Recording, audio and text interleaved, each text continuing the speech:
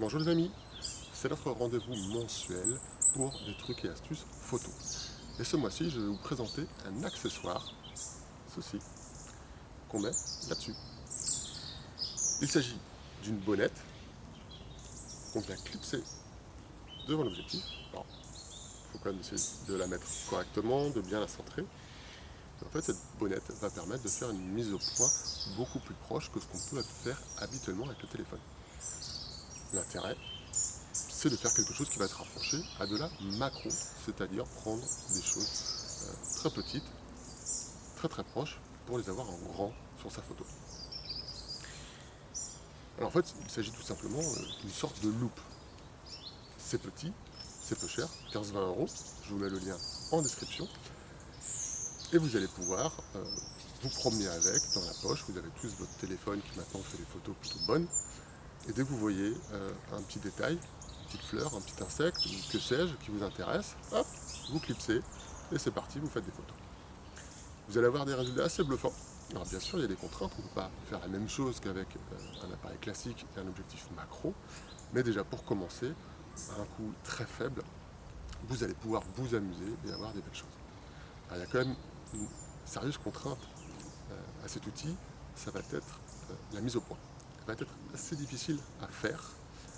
C'est de manière générale le cas en macro, même avec un appareil hybride, un objectif macro, c'est quelque chose qui est assez difficile. Mais sur les appareils modernes, on a des fonctions qui vont nous aider.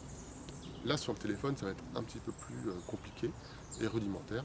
La mise au point va devoir souvent se faire plus vous par le mouvement, vous rapprochant, vous éloignant. Avec ceci, vous êtes également obligé d'être proche. Si vous êtes trop loin, et trop loin ça peut être déjà 15-20 cm, vous ne pourrez jamais faire la mise au point. Donc c'est vraiment pour être très très proche de son sujet. Et ensuite, il faudra avancer, reculer très légèrement, en s'aidant un petit peu aussi euh, de l'autofocus de l'appareil photo pour réussir sa mise au point, et peut-être également plusieurs essais infructueux avant d'avoir votre belle photo.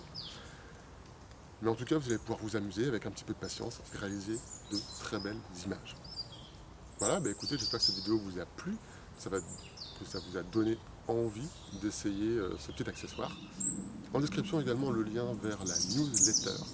Vous allez pouvoir tous les mois avoir une astuce photo, avoir des photos inspirantes et être tenu au courant également de mon actu et notamment des prochains stages photos à venir qui ne seraient tardés. Donc allez cliquer sur le lien vers la newsletter si vous n'êtes pas déjà abonné. Bon, vous verrez en ce moment, la page n'est pas très jolie, j'ai des petits problèmes avec mon site internet, mais j'espère résoudre ça très prochainement.